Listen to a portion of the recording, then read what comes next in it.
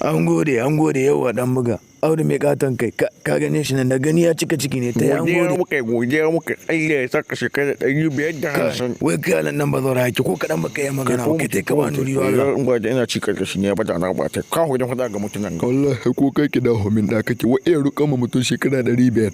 Allah ya san mai wallahi ka ga dogon mutum mai karamin kai wallahi akwai shi da kwaba an yaba masa ina ƙara gayan gabo Allah ya isa mai.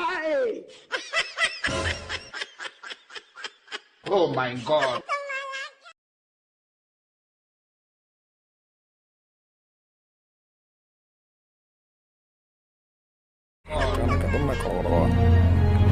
Ka san baɗo mana da like haka ka sa na farin ciki sosai. Sa'annan ka san baɗo mana da sharfa.